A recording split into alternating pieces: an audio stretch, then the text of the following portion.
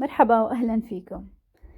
كبسة الأرز بالدجاج مع الصوص بيتقدم بجنبه صوص الدقوس الحار. الأرز والدجاج بنفس الطنجرة وبتكون جاهزة خلال أقل من ساعة. بسم الله، منبلش بطريقة التحضير. أول شي بنحط طنجرة على نار، بنحط فيها حوالي ملعقتين كبار من الزيت أو السمنة. بننزل عليها البصل المفروم وسط ومنحمصه شوي بالزيت ومننزل عليها البهارات الصحيحة.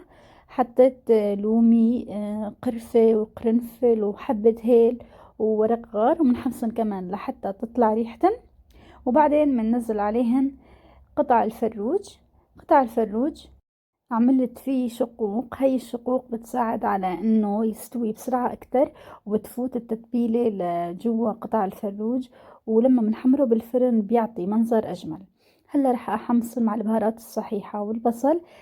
رح اغطي الطنجرة واخليهم حوالي 10 دقائق لحتى ياخدوا لون ذهبي ويتحمصوا مع هاي البهارات. هيك ما بيضل فيه زنخة ابدا ابدا. وبعدين مثل ما انكم شايفين هلا بعد ما اخذوا اللون الذهبي رح انزل عليهن ثوم مفروم الزعفران هو ملون طبيعي، انا بستعمله دائما، بحسه افضل بكتير من الملون الصناعي. ورح انزل هلا بندورة مقشرة ومفرومة، ملعقتين صغار من الملح او حسب الرغبة، ورح اعطيهم تقليبة اخلطن مع بعضن البعض. هلا بضيف المي. رح انزل 3 اكواب من المي المغلية لانه رح استخدم 3 اكواب من الرز المنقوع، او طبعا عينك ميزانك حسب بتقدروا انتو كمية المي تقديريا.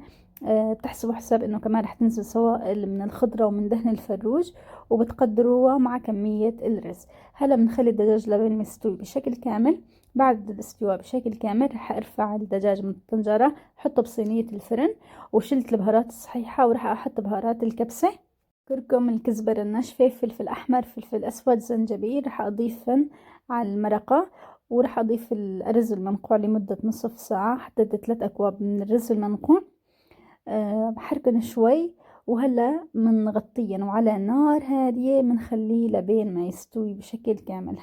بالنسبة لقطع الفروج هن بالأساس انطبخوا مع التتبيلة، بس أنا بحط فلفل أسود وفلفل أحمر وشوية ملح مع زيت الزيتون، وبدهنن زيت الزيتون بالفرن بيعطين لون كتير كتير حلو. هلا باخدن على الفرن وبخليهن ليتحمروا وياخدوا لون. بالنسبة لصلصة الدقوس رح استخدم فلفل أحمر حار ومعجون طماطم وبندورة وسط مقشرة وسن توم، ورح نزل عليها عصير نصف ليمونة، شوية ملح وشوية فلفل أسود. وهلا بنضربها بالخلاط أو طبعا بالمحضرة مثل هاي، وهيك بتكون جاهزة. وهذا لصوص دقوس بيتقدم مع الكبسة، وطبعا لازم يكون حار.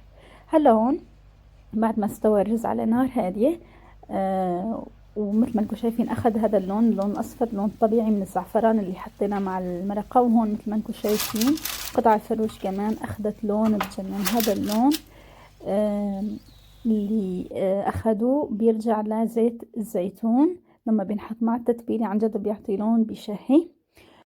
التزيين حسب الرغبة، فيكم تزينوها بالمكسرات المحمصة بالسمنة. إذا ما كانت المكسرات متوفرة بتزينوها بأي نوع من الخضار متوفر عندكم أو أي نوع أنتو بترغبوا. قطع الفروج متحمصة وأخذ لون كتير حلو من برا، وبنفس الوقت أخذت طراوة ظريفة من جوا. طبعا بتتقدم مع صوص الدقوس، وأصوله يكون حار. لما بيكون حار بيطلع معاها أطيب بكتير. وهيك بكون حصلنا على ألذ طبق كبسة. وكتير كتير هي الأكلة سهلة ومناسبة للعزائم. وإذا جربوا على طريقتي، إذا عجبتكم الطريقة لا تنسوا تدعموا القناة باللايك والاشتراك لأستمر بتقديم كل جديد.